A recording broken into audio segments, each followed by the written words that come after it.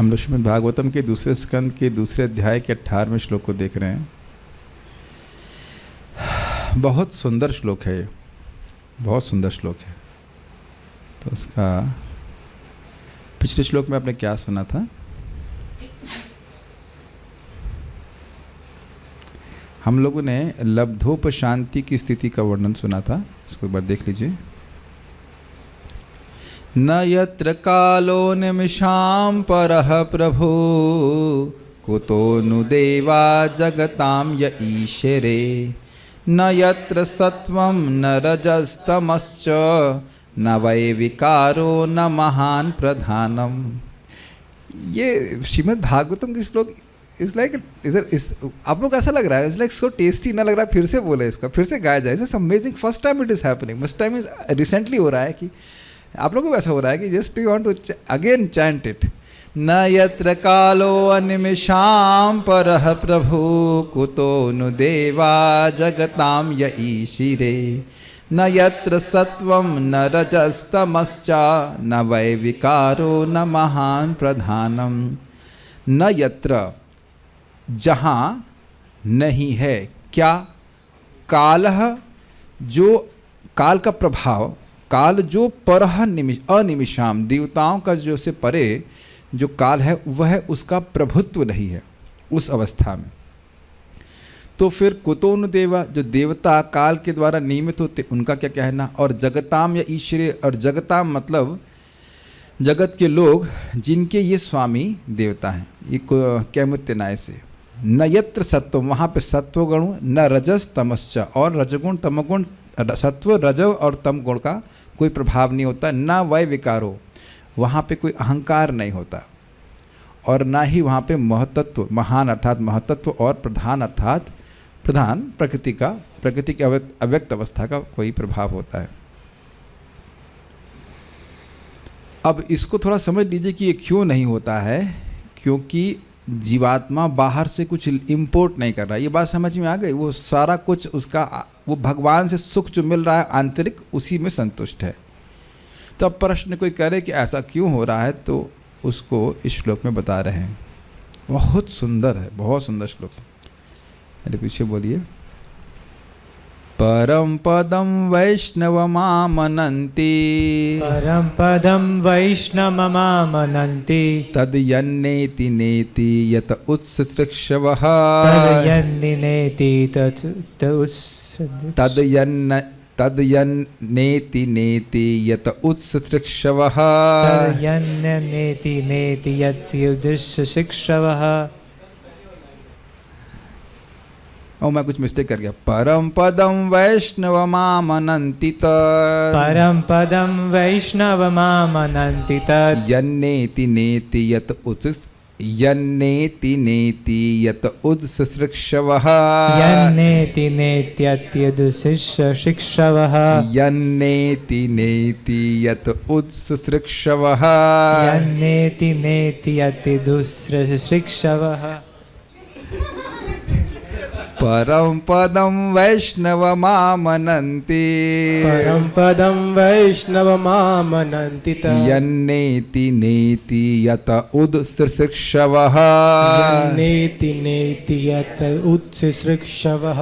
विसृज्य दौरात्मयमनन्य सौहृदाः, विसृज्य दौरात्मयमन्यं सौहृदाः, विसृज्य दौरात्मयमनन्य सौहृदाः, विसृज्य दौरात्मयम् अनन्य सौहृदाः।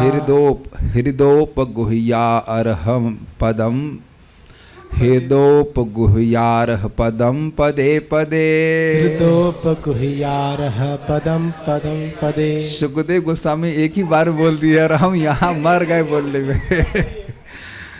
श्लोक का अर्थ इतना सुंदर है, लेकिन आप क्या सोच रहे हैं कि क्या मैं इतना कृपालु को छोड़ दूंगा? You know that you not going to leave, you will chant more and more. परम पदम वैष्णवमामनन्ति, परम पदम वैष्णवमामनन्ति, यन्नेति नेति यत उत्सृक्षवः, यन्नेति नेति यत उत्सृक्षवः, यन्नेति नेति यद उत्सृक्षवः, यन्नेति नेति यत उत्सृक्षवः। उत्सृक्षवः, बोलिए। उत्सृक्षवः। हाँ, यन्नेति नेति यद उदसृक्षवः। नेति नेति यद उत्सृक्षवः। आप इसमें एस एक्स्ट्रा जोड़ रहे हैं, अच्छा जोड़ रहे हैं एक्स्ट्रा, छतरिया वाला छा नहीं जोड़ रहा है इसमें। यन्नेति नेति यद उदसृक्षवः। नेति नेति यद उत्सृक्षवः। विसृज्य दौरात्म्यमन विसृज्य दौरात्म्यमनन्य सौहृदा। विसृज्य दौरात्म्यमनन्य सौहृदा। हृदोपगुह्यार्ह पदं पदे पदे। हृदोपगुह्यार्ह पदं पदे पदे। आ रहा है, सुनने से आ रहा है। परम पदम वैष्णवमामनन्ति परं पदं वैष्णवमामनन्ति तद्। यन्नेति नेति यद उदसृक्षवः। नेति नेति यद उत्सृक्षवः। विसृज्य दौरात्म्यमनन्य सौहृदा। विसृज्य दौरात्म्यमनन्य सौहृदा। हृदोपगुह्यार्ह पदं पदे पदे। हृदोपगुह्यार्ह पदं पदे पदे। थोड़ा स्लो बोलेंगे तो आ जाएगा। परम पदम वैष्णवमामनन्ति परं पदं वैष्णवमामनन्ति तत्। यन्नेति नेति यद उदसृक्षवः। यन्नेति नेति यद् उत्सृक्षवः। विसृज्य दौरात्म्यमनन्य सौहृदा। विसृज्य दौरात्म्यमनन्य सौहृदा। हृदोपगुह्यार्ह पदं पदे पदे। हृदोपगुह्यार्ह पदं पदे पदे। परम पदम वैष्णवमामनन्ति परं पदं वैष्णवमामनन्ति तत्। यन्नेति नेति यद उदसृक्षवः। यन्नेति नेति यद् उत्सृक्षवः। विसृज्य दौरात्म्यमनन्य सौहृदा। विसृज्य दौरात्म्यमनन्य सौहृदा। हृदोपगुह्यार्ह पदं पदं हृदोपगुह्यार्ह पदं पदे पदे। हृदोपगुह्यार्ह पदं पदे पदे। परम पदम वैष्णवमामनन्ति परं पदं वैष्णवमामनन्ति तत्। यन्नेति नेति यद उदसृक्षवः। यन्नेति नेति यद् उत्सृक्षवः। विसृज्य दौरात्म्यमनन्य सौहृदा। विसृज्य दौरात्म्यमनन्य सौहृदा। हृदोपगुह्यार्ह पदं पदे पदे। हृदोपगुह्यार्ह परं पदे पदे। सुनने में तो बहुत अच्छा, कर्ण प्रिय, ठीक है। चलिए, कभी शायद आप लोग पढ़ते हों तो इतनी बार किसी श्लोक को बोले हैं नेक्स्ट नेक्स्ट नेक्स्ट, तो कैसे पिएंगे? पिबति भागवतम रसमालयम। अनुवाद: योगी जन ईश्वर विहीन प्रत्येक वस्तु से बचना चाहते हैं, क्योंकि उन्हें उस परम स्थिति का पता है जिसमें प्रत्येक वस्तु भगवान विष्णु से संबंधित है। अतएव वह शुद्ध भक्त जो कि भगवान से पूर्ण एक रखता है, जटिलताएं उत्पन्न नहीं करता, अपितु भगवान के चरण कमलों को हृदय में धारण करके उनकी प्रत्येक क्षण पूजा करता है। तो उस आत्मा की, जैसे सिद्ध स्वामी कह रहे हैं, निरुपाधिक स्वरूप का वर्णन यहाँ पे हो रहा है, जिसमें उपाधि का अभाव है। आपने पिछले श्लोक में सुना, न वै विकारः, वहाँ अहंकार नहीं है, और अहंकार के कारण उपाधि होती है कि मैं ये, फिर इन द ब्लैंक्स, मैं वटेवर, जो भी हमारी धारणा जगत में है, तो उसी का वर्णन हो रहा है कि क्या होता है। बहुत सुंदर श्लोक है, देखिए। यत, जो योगी जन, अतत्, ओम तत्सत, तत् में उस तत् का अर्थ क्या है? वह भगवान।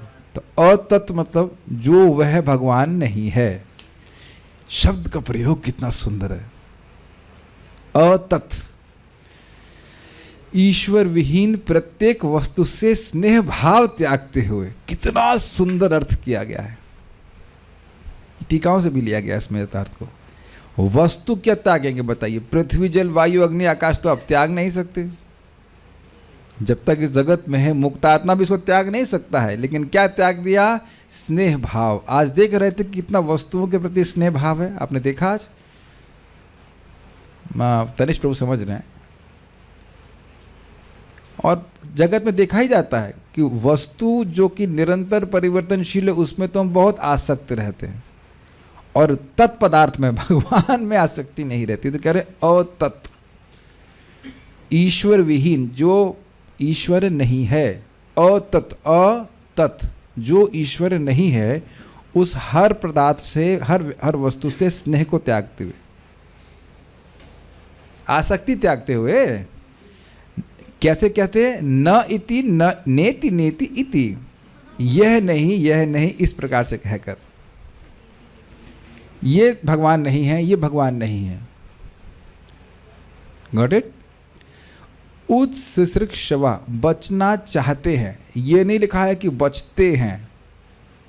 अगर टीका कोई पढ़ के आया है मेरे अलावा तो वो इस बात को समझ रहा है कि बचना चाहते हैं, मतलब उसमें आसक्त नहीं होते, लेकिन उस वस्तु का उपयोग अगर भगवान की सेवा के लिए होता है तो उतना उपयोग कर लेते हैं।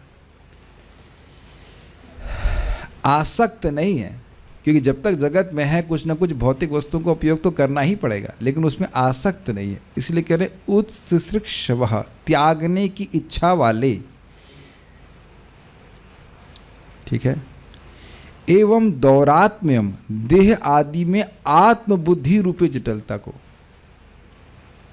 विसृज्य, पूर्ण रूप से त्याग कर। ये समझ में आया? दौरात्म्य का अनुवाद किया है प्रभुपाद ने जटिलता। तो क्या जटिलता? यही जटिलता है ना, टीका में समझाया गया इस बात को कि देह में आत्मबुद्धि रूपी जटिलता को। ये एक अर्थ है, और भी बहुत से अर्थ हैं। एक अर्थ यह भी गया है कि भगवान विष्णु को माइक समझना, ये भी एक जटिलता है। उनका वह देह जो है वह भौतिक है, इसको भी त्यागते हुए। देखिए दोनों अर्थ यहाँ पे बिल्कुल सेट बैठ रहे हैं। जब मैं अपने देह को मैं मान रहा हूँ तो भगवान का भजन कैसे करूँगा बताओ? इसीलिए पहला उपदेश दिया था ना कि तुम आत्मा नहीं हो, गीता में पढ़ रहे हैं ना। सॉरी, तुम शरीर नहीं हो, कुछ सोच रहा था, बोल कुछ रहा, तुम शरीर नहीं हो। मेरा रियलाइजेशन बाहर आ रहा था कि मैं आत्मा नहीं, मैं शरीर हूँ, लेकिन वो बात नहीं। अब समझ गए, आत्मा का ज्ञान पहले दिया जा रहा है। आत्मा का ज्ञान दिए बिना हम भगवान का ठीक से भजन नहीं कर सकते हैं। और लौकिक दृष्टि से भजन करेंगे, लेकिन वास्तविक दृष्टि से भजन नहीं करेंगे। आप लोग देखो, बहुत सी माता जी लोग ये लड्डू गोपाल लेके घूमती रहती हैं, लेकिन उनको अब भगवान के बारे में कुछ जानकारी ज़्यादा होती नहीं है। तो वो कॉन्शियसनेस है वो रूटेड रहती है, मतलब उसी घर परिवार में ही फंसी रहती है। ये मैं नहीं बोल रहा हूँ, ये बहुत आचार्यगण बोलते। लौकिक शब्द लोक में सुन लिया कि हाँ कृष्ण भगवान है तो भजन कर लेता है, वो भी ठीक है, लेकिन उसको शास्त्र ज्ञान ठीक से नहीं है प्रॉपर। तो देह आदि रूप आदि में आत्मबुद्धि रूपी जटिलता को त्यागते हुए। दौर दुरात्मनः शब्द सुना है आपने, बुरे मन वाला। ठीक उसी तरह कह रहे दौरात्म्य, बुरा मन वाला गुण, मतलब बुरा चित्त वाला गुण। दूषित चित्त में व्यक्ति क्या मानता है कि मैं देह हूँ। जब अपने को देह मानेंगे तो स्नेह किससे करेंगे? देह से। याद आ रहा है, कई बार हम चर्चा कर चुके हैं, देह से, क्योंकि देह सुख देने वाला है, और देह संबंधी व्यक्तियों से और भगवान से कोई ममता नहीं रहेगी। हाँ, तो समझ में आ रहा है, देह, बच्चे और पत्नी में ही ममता रहेगी। तो कह रहे हैं दौरात्म्यम विसृज्य। विसृज्य मतलब विशेष न त्याग, बिल्कुल पूर्ण रूप से त्यागते हुए कि मैं ये देह हूँ। फिर कह रहे अरह, एकमात्र पूज्य। अरह का मतलब होता है, अरहण सबसे आता है, अरहण मतलब पूजा करना। तो अरह में अनुवाद में किया जा रहा है एकमात्र पूज्य। उसको आप लिंक लेना पड़ेगा, दौरात्म्य विसृज्य। समझ पा रहे हैं? देह में आसक्ति को पूर्ण रूप से त्यागते हुए, क्योंकि देह भी तो न इति है, देह भी तो अतत् पदार्थ है, भगवान तो है नहीं देह। तो देह में भी आसक्ति को त्यागते हुए अरह पदम, एकमात्र पूज्य भगवान कृष्ण के चरण कमलों को पदे पदे, क्षण क्षण में, हृदय उपगुह्य, हृदय में धारण करके। उपगुह्य का अर्थ होता है आलिंगन करके। तो भगवान के चरण कमलों को अपने हृदय में आलिंगन समझते हैं? आलिंगन क्या बोलते हैं? आलिंगन ही बोलते हैं, गले लगाना कहते हैं, लेकिन गले लगाना, हाँ मतलब आलिंगन समझ लेना, लिपट के चरण, उसने चरणों से लिपट गया, ये कहते हैं ना चरणों से लिपट जाना, ऐसे अपने हृदय में चरणों को भगवान की उसने लिपटा रखा है। अनन्य सौहृदा, पूर्णतया उत्तम अभिलाषा से, अर्थात भगवान कृष्ण के अलावा मेरा कोई सुहृद नहीं है ये मानते हुए। अनन्य सौहृदा, कितना देखिए जगत में यह हमारा अज्ञान चल रहा है ना कि ये हमारा प्रिय है, ये हमारा बहुत अच्छा कर रहा है कि नहीं? मैं सोच रहा था, एक व्यक्ति बोले, हमारे भक्ति कुछ बोल रहे थे कि अरे वो उतना बड़ा व्यक्ति है, उसने 11,000 रुपये डोनेशन दिया। इसका यार, अब वो जो भी बोलना चाहते हैं बोलें, लेकिन जो व्यक्ति सब कुछ दे रहा है उसका यश कितना गाना चाहिए। मंदिर में भी अनाउंस करते हैं कि इन्होंने 11,000 दिए या 2 लाख लोग दिए, हरि बोल हरि बोल हरि बोल। लेकिन ये जो हरि जो दे रहा है उसके लिए हरि बोल क्यों नहीं होना चाहिए? क्या नहीं दे रहे हैं प्लीज बता दीजिए। बहुत कुछ कि सब कुछ? सब कुछ, एवरीथिंग कृष्णा इज गिविंग। तो अब बताओ सुहृद नहीं होना चाहिए? समझिए मैं क्या बोल रहा हूं। जिसने आपको 10, 11,000, 20,000, 25,000 दीजिए तो हम सोचते हैं ना उसके लिए कुछ करना चाहिए, कम से कम आलू की सब्जी तो बनानी चाहिए। कुछ, do you agree with it? शायद सोचेंगे ही ना कि भाई इतना कर रहे हैं तो इतना तो करना ही चाहिए ना। और जो सब कुछ कर रहा है उसके लिए पत्रम पुष्पम भी नहीं देना चाहिए? Is it not cheating? अनन्य सौहृदा, जितना इस बात का रियलाइजेशन होगा उतना व्यक्ति भगवान के प्रति समर्पित होगा कि नहीं? कृष्ण के अलावा कौन है जो हमें जिला रहा है? बता दीजिए। हवा पानी सब कुछ तो देने वाले, सारे भोग भी भगवान ही देने वाले, आहार निद्रा भय और मैथुन के लिए भी हम भगवान पे आश्रित हैं। जिन वस्तु से प्राप्त हो रहा है उनको तो बहुत हम मान रहे हैं कि हाँ ये हमको खिला रहा है, जिला रहा है इत्यादि, लेकिन जो वाकई जो दे रहा है उसकी तरफ ध्यान नहीं है। तो कह रहे अनन्य सौहृदा। ध्यान दीजिएगा कि हम इसलिए नहीं बोल रहे हैं कि वो इंद्रिय तृप्ति की विषय में सोच रहा है। भगवान कृष्ण ही मेरे एकमात्र सुहृद हैं। अगर आपको याद हो तो ये किसका वर्णन हो रहा है? लब्धोप शांति। और लब्धोप शांति में क्या बोला गया था? कि वह समझ जाता है कि मैं दृश्य हूँ, भगवान के द्वारा मैं देखा जा रहा हूँ, मैं इस जगत का दृष्टा भोक्ता नहीं हूँ। खींच लिया है सारी आसक्ति को। याद आ रहा है इस बात को? बहुत अच्छा लगा हमको। अनन्य सौहृदा, सुहृद। सुहृद का मतलब होता है हितकारी। कृष्ण ही मेरे एकमात्र हितकारी है। क्या रियलाइजेशन हो जाएगा ना ऐसा अगर हो जाए तो? है, बस रियलाइजेशन नहीं है।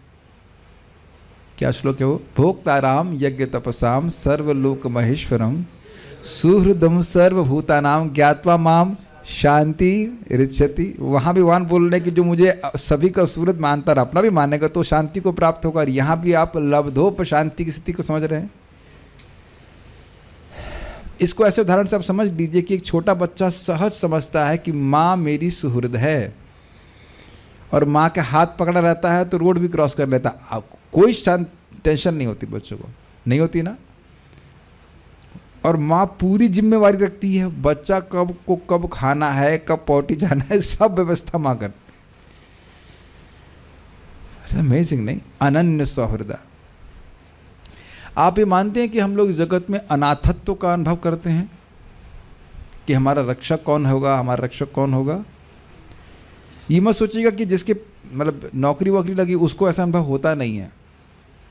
अभी एक भक्त तुमको बोल रहे थे कि शायद हमारी नौकरी चली जाएगी, कार्तिक में चली जाएगी। अरे को वजन कीजिएगा कार्तिक एक्स्ट्रा वजन। लेकिन भय है ना। और मैं विचार कर रहा था कि उन्होंने 17 साल उस कंपनी में काम किया है और एक झटके में निकाल दिया जाएगा उनको। अगर निकाला गया, हम नहीं कह रहे कि निकाला जाएगा।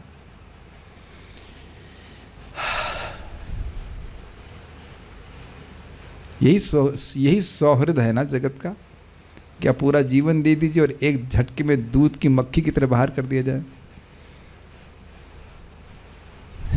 फिर भी अक्ल नहीं आती लोगों की। फिर भी यही विश्वास है कि यही लोग हमारा पालन कर लेंगे। केवल उनके संग नहीं, बहुत से लोग संग होता है कि नहीं इस प्रकार से, पर पूरा जीवन दे देते हैं और बाद में दूध की मक्खी की तरह बाहर निकाल देते हैं। अनन्य सौहृद। और देखिए थोड़ा सा विरोध होने पर निकाल देते हैं। और भगवान का हम विरोधी पार्टी में कब से हैं? अनादिकाल से विरोधी पार्टी में है, और तब भी कृष्ण किए जा रहे हैं। हवा पानी बंद किए भगवान, बताओ। बोलते हैं ना यहाँ पे कुछ ज़्यादा करोगे तुम्हारा हवा पानी बंद कर देंगे। नहीं, हवा पानी बोलते नहीं, रोटी पानी बंद कर देंगे, हुक्का पानी, हाँ जो भी है। तो हुक्का तो प्रभुपाद ने पहले बंद करवा दिया लेकिन पानी की दिक्कत हुई। ठीक, अनन्य सौहृद हमको बहुत अच्छा लग रहा है। अनन्य, न अन्य, अनन्य, पूर्णतः उत्तम अभिलाषा से, अर्थात भगवान कृष्ण के अलावा मेरा कोई सुहृद नहीं है मानते हुए, वैष्णव पदम, भगवान कृष्ण के ही पद को, तत्परम, वह सर्वश्रेष्ठ और आमनंत्य था जानते हैं। परम पदम वैष्णवम आमनंती, उस परम पद को, वैष्णव पद को वह जानते हैं। तत् शब्द क्या छूट गया क्या? तत् शब्द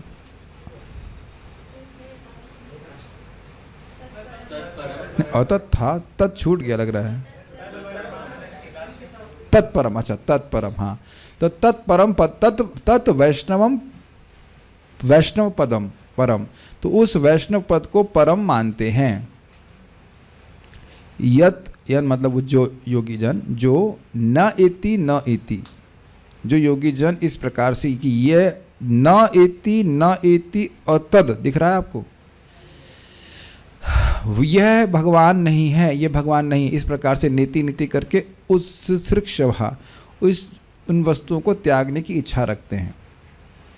और विसृज्य दौरात्म्यम, दुरात्मना भाव या बुरा विचार, बुरी मानसिकता को त्यागते हुए कि मैं ये देह हूँ, ये मन हूँ, ये भाव त्यागते हुए, अनन्य सौहृदा, उत्तम अभिलाषा से कि कृष्ण मेरे एकमात्र सुहृद हैं, ऐसा करके हृदय उपगुह्या, हृदय में आलिंगन करते हुए, अरहा पदम, वर्शिप करते हैं, मतलब पूजा करते हैं उनके पदम अर्थात उनके चरण को। कब करते हैं? पदे पदे, पद पद पर अर्थात हर क्षण पे। श्लोक देख रहे हैं कितना सुंदर। अब कुछ एक बार फिर से गाया जाए, मेरे पीछे बोलिए। अर्थ समझ में आ रहा है कुछ कुछ? ठीक है। परम पदम वैष्णवमामनन्ति परम पदम वैष्णवमामनन्ति यन्नेति नेत्यतद, यन्नेति नेति यतदुत्सिक्षवः, नेति यतदुत्सिक्षवः, विसृज्य दौरात्म्यमनन्य सौहृदा, विसृज्य दौरात्म्यमनन्य सौहृदा, हृदोपगुह्यार्ह पदम पदे पदे, हृदोपगुह्यार्ह पदम पदे पदे। श्रीधरी आत्मा के उस स्वरूप को निरुपाधिक बतलाते हुए कहते हैं। उस स्वरूप को निरुपाधिक समझ गए जहाँ पे कोई आत्मा को उपाधि ग्रसित नहीं कर रही है। देह आत्म भाव, बिल्कुल देह में आत्मबुद्धि पूरी तरह से नष्ट है। चूंकि आत्म व्यतिरिक्त वस्तुओं को त्याग देने की इच्छा वाले योगी जन यह नहीं इस तरह से कहकर देहादि में होने वाले आत्मत्व भ्रम को त्याग कर परम भगवान विष्णु के पद यानी चरणों को ही सदा हृदय से लगाकर उससे भिन्न सभी वस्तुओं से सौहार्द रहित वे श्री भगवान के चरणों को ही सर्वश्रेष्ठ बताते हैं। आत्म व्यतिरिक्त का समझना चाहिए। आत्मा यहाँ पर अर्थ है परमात्मा। ठीक है, वो अपने की बात नहीं करने, क्योंकि अपनी बात के लिए द्वारात्म्य लगा दिया कि मैं ये देह नहीं हूँ। तो आत्म व्यतिरिक्त मतलब भगवान से अलग वस्तुओं को त्याग देने की इच्छा वाले, क्योंकि त्यागना संभव नहीं है। पृथ्वी पे ही बैठोगे, चाहे मुक्त पुरुष भी हो लेकिन पृथ्वी पे बैठेगा। त्याग देने की इच्छा का मतलब समझ गए, उसको भोगने की इच्छा उसने छोड़ दी है। सारार्थ दर्शनी। हाँ ठीक है, किंतु सत्व आदि गुण उसमें क्यों विद्यमान नहीं है? मान लो कोई प्रश्न करे, आपने कहा कि भाई न यत्र सत्व रजसस तमश्च, न रजगुण न तमोगुण सत्वगुण, यह भी नहीं है। ये क्या मतलब हुआ? क्योंकि शरीर तो इन प्राकृतिक गुणों से बना रहता है, तो आप ऐसे कैसे कह रहे हो कि गुण भी नहीं है इसमें? तो कह रहे हैं वह स्थिति, लब्धोप शांति की स्थिति परम अर्थात प्रधान से भी श्रेष्ठ है। प्रधान क्या होता है? प्रकृति की अव्यक्त अवस्था, उसके परे भौतिक प्रकृति की सत्ता नहीं है। तो परम कहने का अर्थ है कि वह जो स्थिति है वह प्रधान से भी श्रेष्ठ है, क्योंकि उसने श्री विष्णु के वैष्णवम पदम अर्थात विष्णु संबंधी उनके निर्विशेष स्वरूप को प्राप्त कर लिया है एवं वही प्रसिद्ध है। अब ये बड़ा इंटरेस्टिंग है, देखिए प्रभुपाद इस बात को बताएंगे। वैष्णव पदम एक है वैकुंठ और दूसरा वैष्णव पदम का अर्थ है विष्णु संबंधी स्थिति। तो क्या ब्रह्मज्योति की स्थिति भगवान विष्णु संबंधी है या नहीं है? यस्य प्रभा प्रभवतः जगदंड कोटि कोटिशेष वसुधादि विभूति भिन्नम तद ब्रह्म निष्कलम अनंतमशेष भूतम गोविंदमादि पुरुषम तमहम भजामि। तो ये ब्रह्म ज्योति भगवान की प्रभा है, तो भगवान के संबंध में है कि नहीं? समझ में आ गया? तो ये श्लोक दो प्रकार के योगियों का वर्णन कर रहा है, एक जो निर्विशेष को मानते हैं और वह भी दिव्य अवस्था में पहुंचते हैं, और एक जो भगवान के धाम को जानते हैं। Is it okay? तो वैष्णव पद का अर्थ दोनों ही होगा, वैष्णव पद मतलब ब्रह्मज्योति भी और वैष्णव पद मतलब वैकुंठ भी, लेकिन दोनों में तारतम्यता है, इसीलिए कह रहे आमनंती। अभी अब देखिएगा, जस्ट होल्ड ऑन। तो आप समझ सकते हो कि लब्धोपशांति की स्थिति निर्विशेष ब्रह्म की स्थिति भी हो सकती है। ब्रह्मभूतः प्रसन्नात्मा न शोचिति न कांक्षति, यह है एक निर्विशेषवादी की भी है, मायावादी की बात नहीं कर रहे, ध्यान दीजिएगा। निर्विशेषवादी इज डिफरेंट फ्रॉम मायावादी। ब्रह्मवादी भगवान को प्रति अपराध नहीं करता है, मायावादी बोलता है कि भगवान का शरीर माइक है, उससे कुछ नहीं मिलता है, लेकिन जो ब्रह्मवादी है वह भगवान के प्रति अपराध नहीं करता है। तो कह रहे हैं वैष्णव पदम अर्थात विष्णु संबंधी, यानी भगवान के भजन के द्वारा व्यक्ति को निर्विशेष अनुभूति भी प्राप्त हो सकती है अगर वो उस प्रकार से चाहता है। अब फिर भी, अब वैष्णव पद को थोड़ा और तरह समझा रहे हैं, फिर भी नारद आदि भगवत भक्त जिस प्रकार इसे जानते हैं वैसे तो ज्ञानी भी नहीं जानते हैं। ज्ञानी वैष्णव पद को कैसे मान रहे हैं? निर्विशेष ब्रह्म। लेकिन नारद जी क्या जानते हैं? नहीं, वैकुंठ है। तो समझ रहे हैं, ज्ञानी वैकुंठ के बारे में जानता ही नहीं है, इतना ज्ञान नहीं है उसके पास। ऐसे लोग हो सकते हैं, और आप भगवद गीता में सुनते हैं बहुनाम जन्मनाम अंते ज्ञानवान माम प्रपद्यते। तो बहुत जन्मों के अभ्यास के बाद आपको उसे भक्तों को संग प्राप्त हो जाता है, तब समझ में आता है। ये समझ में आ कि मैं आत्मा हूँ, लेकिन ये नहीं समझ में आता है कि भगवान का जीवन का लक्ष्य वैकुंठ की प्राप्ति है। तो लोग भक्ति करते हैं, भक्ति करके ही वह है निर्विशेष ब्रह्म की प्राप्ति करते हैं, बट भगवान का अपराध नहीं करते हैं, ध्यान रखिएगा। फिर भी नारद आदि भगवत भक्त जिस प्रकार इसे जानते हैं, इस परम पद को, वैसे तो ज्ञानी भी नहीं जानते, अर्थात भक्तजन ज्ञानियों से कहीं अधिक समझते हैं। और इसके लिए क्या कह रहे हैं? आ अर्थात सम्यक और मनंती अर्थात जानते हैं। आ मनंती, अधिक अच्छे से जानते हैं। ठीक है, गॉट इट? बहुत सुंदर है ना।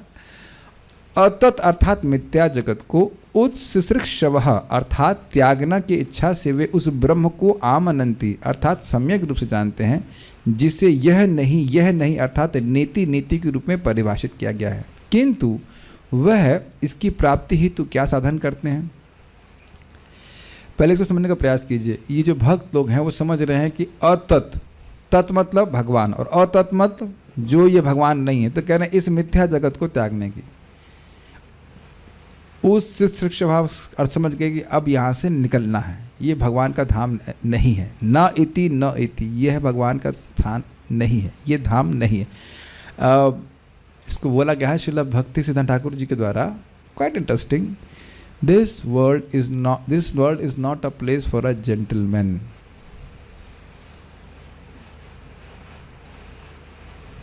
और कितने आश्चर्य है कि इतनी जटिलताओं को देखने के बाद भी मैं क्लिक नहीं कर रहा है।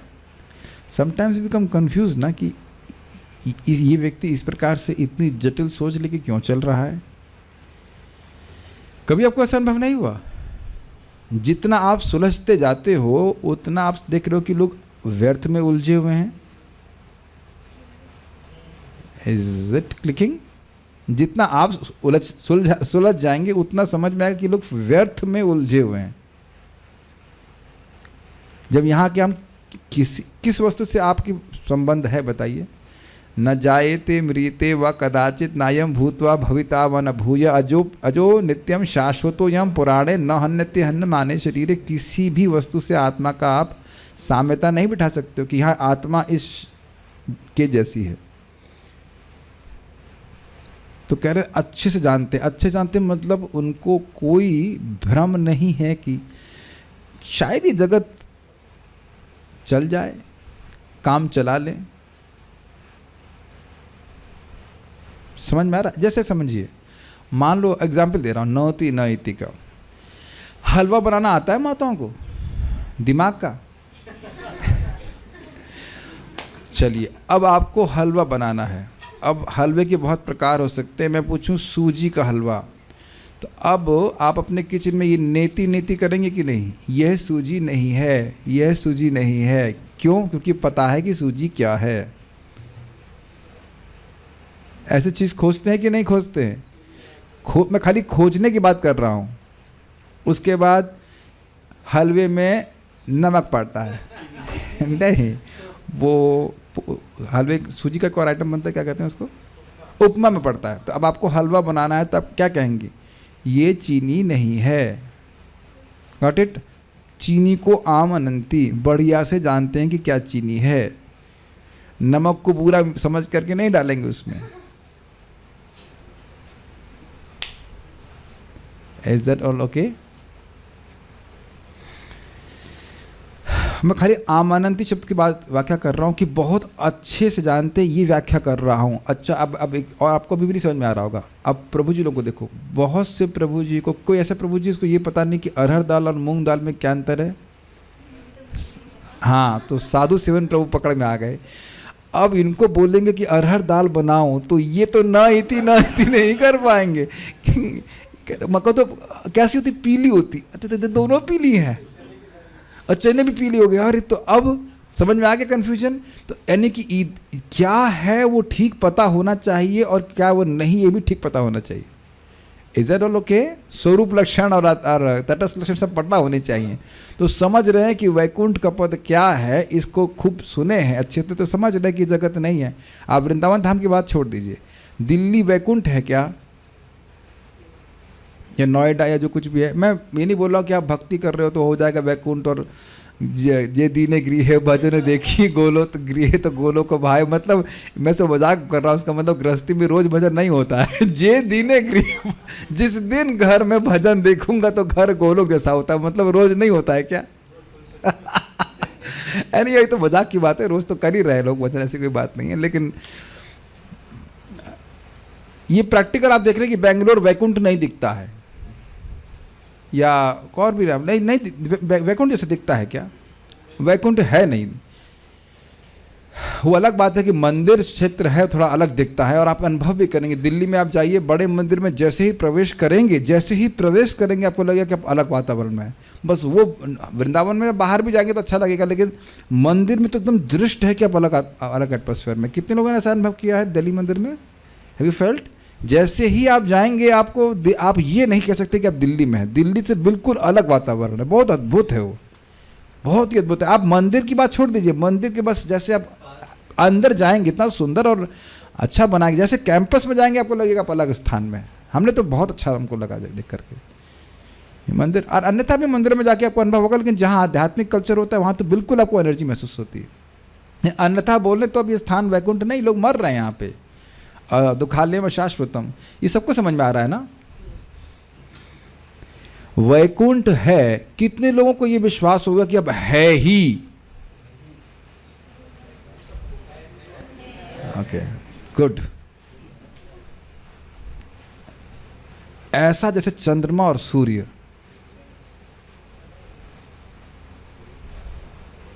और वो अपना स्थान है। कभी कभी यह भी संदेह हो सकता है कि हमको क्यों लेंगे, तो आपको नहीं लेंगे तो और किसको लेंगे? ऐसा सोचिए, अपने बच्चे को गोद में नहीं लेंगे कृष्ण तो और किसको लेंगे बताइए? अपने बच्चों के लिए चिंता करता है ना व्यक्ति। प्रभुपाद हमको बहुत अच्छा लगता, बोलते हैं this Vaikuntha is as real as moon and sun. और आप देख रहे हैं कि सामान्य वार्ताओं में यह अतत्व पदार्थ की चर्चा नहीं होती, इसी सॉरी तत्व पदार्थ की चर्चा नहीं होती, अतत्व वस्तु में ही हम फंसे रहते हैं। Do you all agree with this? मैं आप लोगों से पूछूंगा, जब स्पेशली आप लोग जब जो ब्रज में रह रहे हैं उनको तो तो अलग बात है, श्रवण कीर्तन में लगते हैं, जब घर जाते हैं तब कितना आपको ये तत्व पदार्थ याद रहता है, बताइए। नौकरी करते हुए या बिजनेस करते हुए, we have to be careful about that. करना तो पड़ेगा, दैट्स ऑल राइट, बट जो वाकई भजन कर रहा है, भक्ति कर रहा है, वो तो न इति। जैसे आप फिर से वो एग्जाम्पल ले लीजिए, सूजी का हलवा बनाने की अरहर की दाल आप उठाएंगे नहीं, उठाएंगे ही नहीं, भले दिखेगी लेकिन उसको ग्रहण नहीं करेंगे। Is it not? तो आप समझ पा रहे हैं, इससे भक्तों के विवेक सूचित हो रहा है, क्या चीज़ सार है, क्या चीज़ असार है। और देखिए, मैं इसमें आपको हेल्प भी करूंगा। यद्यपि कोई व्यक्ति नौकरी बिजनेस जो कुछ कर रहा है, पर करे एकदम डिटैच्ड मैनर में, एकदम डिटैच्ड मैनर में। ये होता चाहिए एटीट्यूड, तब तो हम नहीं फंसेंगे। और आसक्त हो जाएंगे ना कि इधर ये कमाना है और कमाना है, तब आप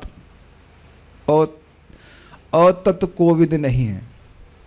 भगवान से अलग वस्तु है, उसको समझने के लिए हम विद्वान नहीं रहे। यह तत्कोविदा, भगवान क्या वस्तु है वो नहीं समझ पा रहा। विवेक समझते हैं ना, सार असार का, ठीक है। किंतु वह चलो उसे समझ तो लिया और वह त्यागने की इच्छा भी करता है, ये तो हो गया, ठीक है। किंतु वह इसकी प्राप्ति ही तो क्या साधन करता है? तो कह रहे हैं कि वह निर्विशेष ब्रह्म में ही संलग्न ज्ञानियों के दौरात्म्य अर्थात निर्बुद्धित्व को का त्याग कर देते हैं। पहले आपने उसको एक अर्थ ले लिया गया कि हाँ वैष्णव पदम मतलब निर्विशेष, उधर अब छोड़ दिए उसको। क्या निर्विशेष पद में तो उतना कोई सुख है नहीं, एक मान लो ड्रॉप है तो वैकुंठ का सुख जो है वो सागर के समान है। तो अब दौरात्म्य का एक अर्थ क्या लिया गया था कि देह में आत्मबुद्धि को त्यागते हुए। अब यहाँ पे चक्रवर्ती पाद अर्थ ले रहे हैं कि निर्विशेष बुद्धि को त्यागते हुए, कि भगवान हमको निर्विशेष ब्रह्म में जाना, ये दौरात्म्य है। और इसको भी भक्तों ने बताया, कैवल्यम नरकायते, कैवल्य में निर्विशेष ब्रह्म ज्योति में लीन होना भक्त के लिए नरक के समान है। क्यों नरक के समान है? क्योंकि सुख तो सेवा से मिलता है, वहाँ सेवा मिलेगी नहीं। यद्यपि जगत का दुख नहीं मिलेगा लेकिन सेवा का सुख नहीं मिलेगा। कुछ अर्थ ग्रहण कर पा रहे हैं? तो निर्बुद्धित्व का मतलब है बुद्धि है ही नहीं भाई, इसीलिए भगवान के सुंदर स्वरूप को छोड़ करके निर्विशेष के प्रति आसक्त है। तो वो निर्विशेषवादियों को भी भर्सना हो गई, वो नहीं समझ रहे हैं कि भगवान कितने अच्छे हैं। आप जानते ही हो कि 4 कुमार पहले ब्रह्म में लीन थे, लेकिन जब भगवान विष्णु के चरणों की तुलसी की गंध को सूंघे तो सारा उनका निर्विशेषत्व सब चला गया। हरेर गुण आक्षिप्तमति, सुखदेव गोस्वामी भी ब्रह्म में निष्ठ थे, लेकिन भगवान के गुणों को सुन करके उनका चित्त आकृष्ट हो गया। निर्बुद्धित्व, आप इस जगत में देखिए कि बहुत कोई सुंदर खाद्य पदार्थ उपलब्ध है, उसको छोड़ करके कोई सूखा भूसा खा रहा है, तो आप कहेंगे तुम्हारी बुद्धि मारी गई है। जब ये उपलब्ध है, जब ये उपलब्ध है तो यह क्यों ग्रहण कर रहे हो? तो आमानंती शब्द समझ गए। भक्त लोग सम्यक रूप से समझ रहे हैं कि भगवान का पद क्या है, भगवान की सेवा का सुख क्या है, इसलिए भगवान के धाम जाना चाहते हैं। तो धाम जाने के लिए क्या करते हैं? दौरात्म्य को त्यागते हैं, निर्विशेष ब्रह्म में लीन होने की भावना को त्याग देते हैं। यहीं से सारी प्लानिंग करनी है। Does it make sense?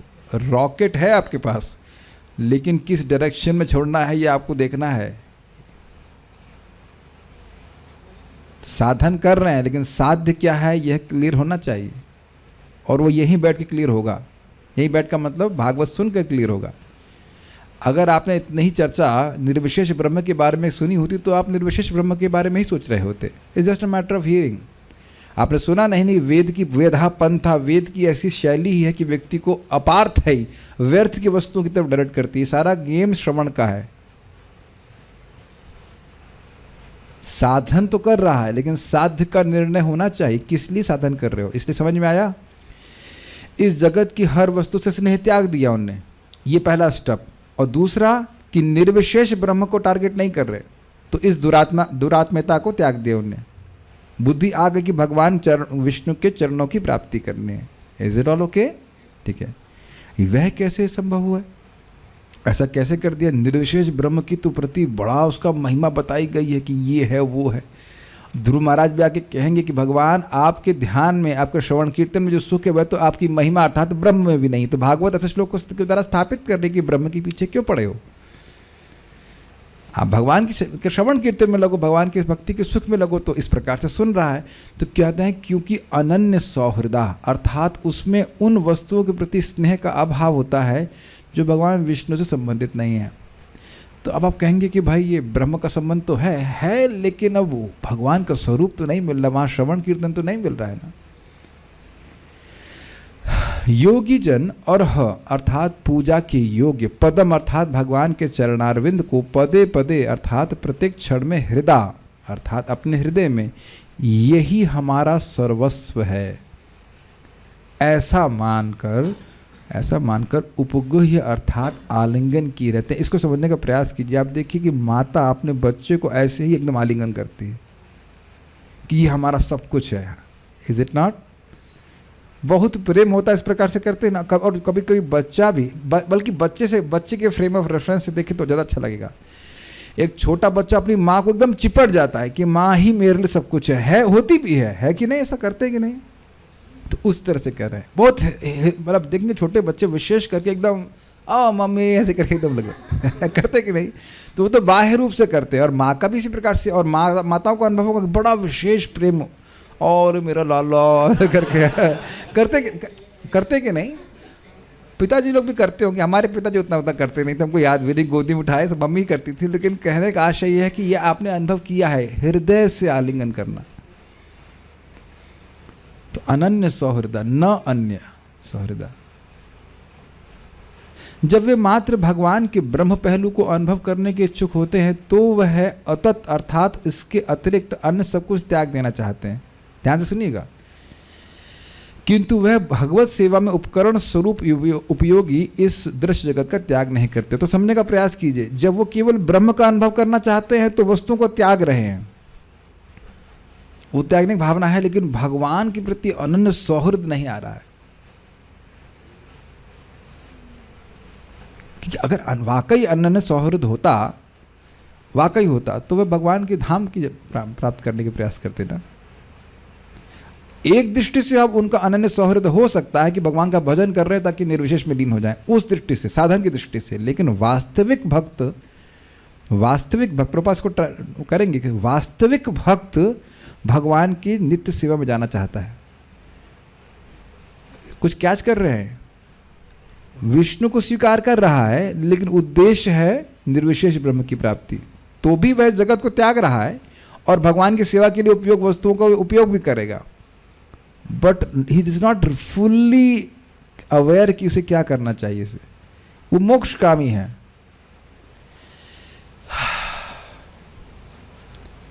भगवान की सेवा कर रहा है, उसने अतत भगवान से जो संबंधित वस्तुएं, उसको संबंधित वस्तुएं जो नहीं है उनको त्यागने की इच्छा थी, उसमें कोई इंटरेस्ट नहीं है, लेकिन उन वस्तुओं को भगवान की सेवा में उपयोग कर रहा है। इस शरीर को कहाँ पे, अब शरीर को जिनमें इस शरीर में जिंदगी शाश्वत रूप से रहने की इच्छा कौन से भक्त की होगी? किसी की भी नहीं है। और जब तक शरीर है और उससे कोई संबंधित वस्तु उनको भगवान की सेवा में उपयोग करेगा, ये तो ठीक है। लेकिन ऐसा नहीं है कि हम केवल ये तब तक करना चाहते हैं जब तक हम निर्विशेष में लीन ना हो जाएं। प्रभुपाद तात्पर्य को समझाएंगे कि दो प्रकार के भक्त हैं। समझ पा रहे हैं श्लोक?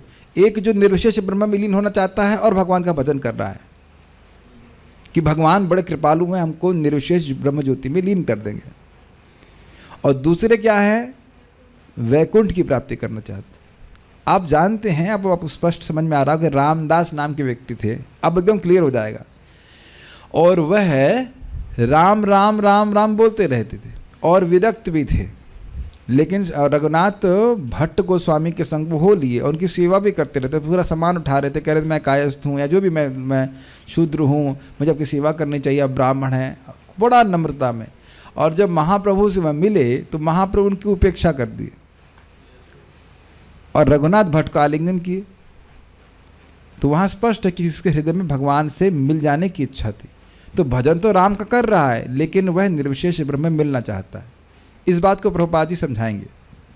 तो दो प्रकार के इसमें डिवोटी, असली डिवोटी नारद जी है जो भगवान का पार्षद बनना चाहते हैं।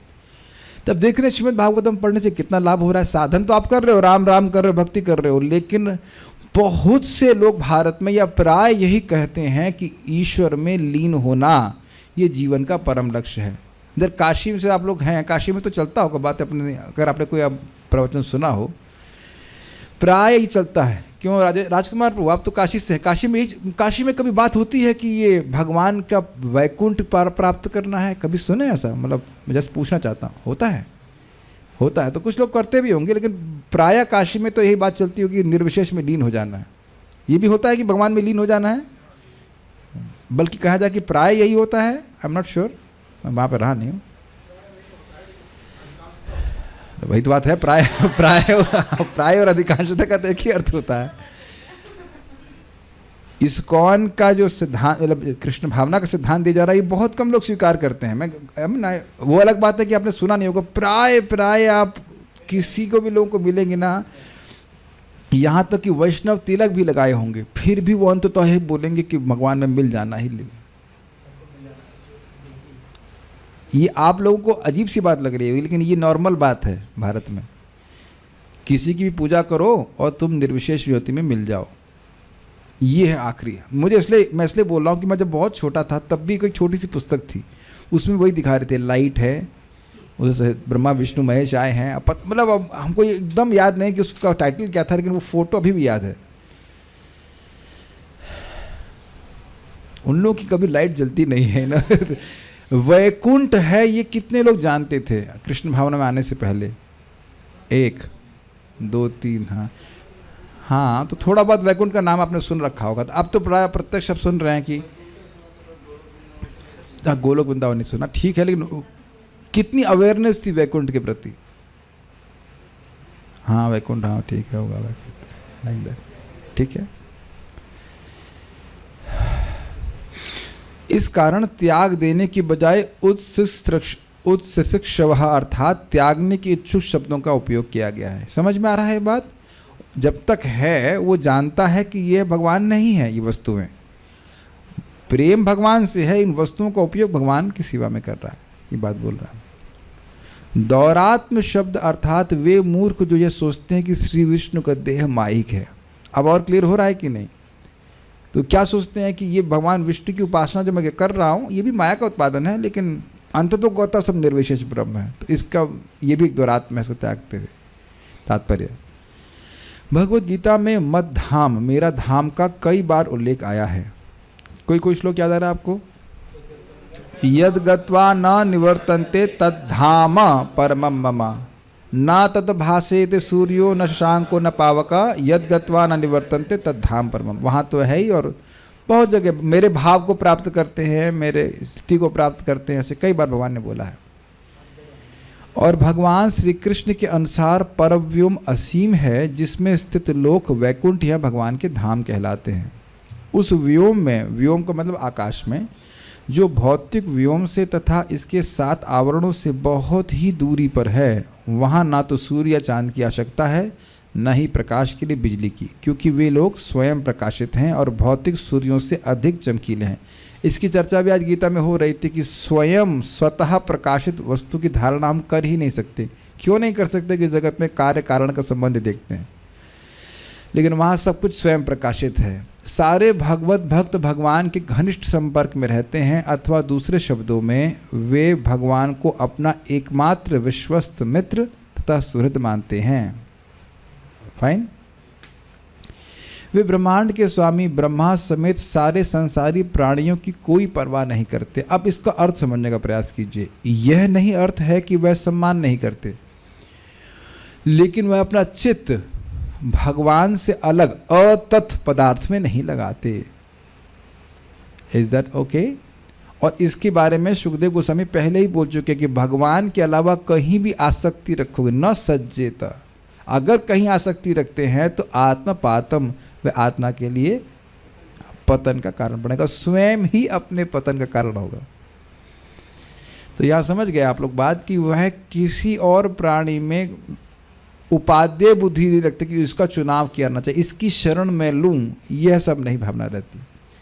इसका अर्थ यह नहीं कि वह किसी हर प्राणी की मतलब उपेक्षा कह सकते हैं या अनादर करते हैं। चींटी का भी सम्मान करता है, लेकिन ब्रह्मा का पद बहुत बढ़िया है, भारत का प्राइम मिनिस्टर बन जाऊं, डीएम बन जाऊं, ये बन जाऊं, वो बन जाऊं, ऐसी भावना नहीं रखती। ओके, भक्ति करने से धीरे धीरे बात समझ में आती है कि कोई सुखी नहीं है, भौतिक व्यवस्था से कोई सुखी नहीं है। Is it not?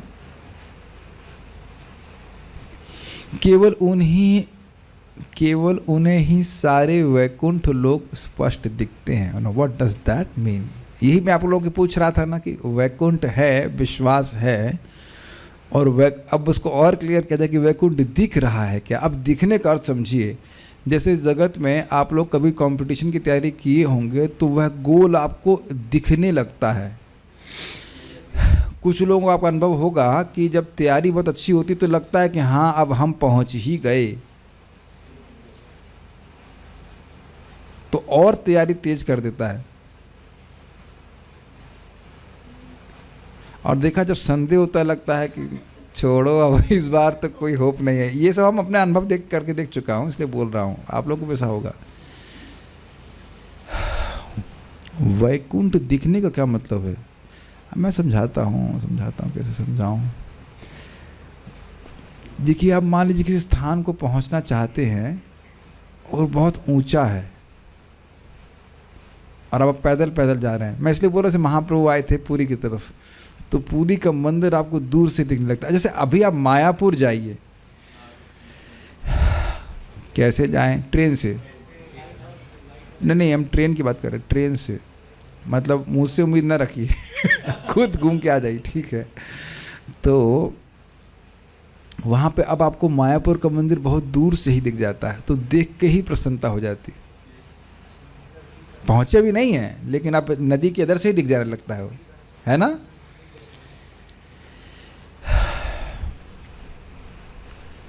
तो अगर इस प्रकार से दिखने लग जाए, you will be super detached. आज बोला जाए कि आज आपको शरीर छोड़कर वैकुंठ जाना है, नहीं मुझे भैंस का ध्यान रखना है।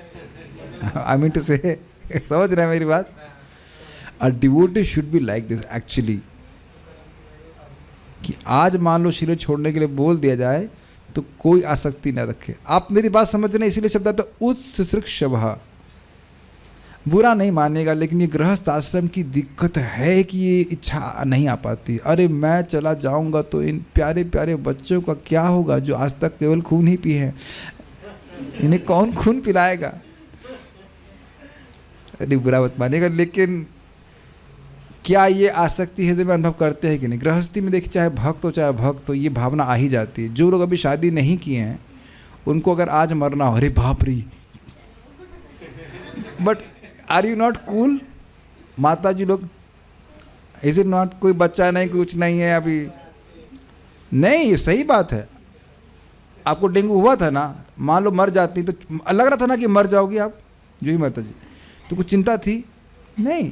आपको भैया को भी तो हो चुका है, मेरे को भी हो चुका है, सबको, जिसको भी डेंगू, वो पता नहीं किसको लोगों को हुआ है, डेंगू में ऑलमोस्ट लगता है कि मर जाएंगे, लेकिन चिंता नहीं होती। मैं एग्जाम्पल दे रहा हूँ, हमारे एक भक्त है, सीनियर भक्त हैं, बता रहे थे, सर की बात बता रहा हूँ मैं, सर मजाक कर रहे थे, लीला पुरुषोत्तम प्रभु बता रहे थे कि माता जी को कुछ डायरिया वगैरह कुछ हो गया, बहुत परेशान हो गई। तो उनकी सब उस टाइम एक लड़की थी, पता नहीं यमुना थी, मैं मर रही हूँ, तुम यमुना का ध्यान रखना। अरे सर खूब मजाक बना रहे थे, अरे तुमको 2-3 बार डायरिया हो गया, उसी में तुम इतना चिंता हो रही है। सर बड़ा डिटैच्ड है, लेकिन उनको आप देख रहे हैं ना, तो कुछ आसक्ति है ना कि बच्चे का ध्यान रखना। एज इफ आप चली जाओगे तो ध्यान नहीं रखा जाएगा। जगत में लोग बोलते हैं कि नहीं, मैं जा रहा हूँ बेटा, अपनी माँ का ध्यान रखना। प्रभुपाद कहते पूछो से कि तुम कहाँ जा रहे हो, तुम अपना ध्यान रख रहे हो, लेकिन ये आप प्रैक्टिकल देख रहे हैं कि ये आसक्ति बहुत कठिन है। इसीलिए बोला गया था दौरात्म्य विसृज्य, घर परिवार की आसक्ति को त्याग करके। ये बहुत कठिन आसक्ति है। इसीलिए तो वानप्रस्थ जीवन के बारे में बोला गया है कि वो वैकुंठ दिखने लग जाए। घर परिवार से दूर रहेंगे तब वैकुंठ दिखेगा। ये आप मानते हो कि खूब सुनते हैं तो वैकुंठ दिखता है? Do you agree with this? हम तो चर्चा कर रहे हैं कि बार बार आत्मा की चर्चा करते हैं, घोंट रहे हैं आत्मा के तत्व को, तो याद ही रहता है ना, याद रहता है कि हम आत्मा है, आत्मा है, आत्मा है। नहीं, मेरे को तो बहुत प्रभाव उसका प्रभाव पड़ता है। No, you can immediately withdraw, you can immediately withdraw. आज मैंने इसको देखा किस प्रकार से एक उलझन हो रही थी, तो मैं फिर पीछे खींच लिया अपने आप को। मुझे मेरे श्लोक मन में चलने लगा, ना जायते म्रियते वा कदाचिन, वही पढ़ा के आया था। It is not that it is not work. आपको लगता है श्रवण का बड़ा प्रभाव होता है, तो कैसे दिखेगा? श्रवण के द्वारा दिखेगा।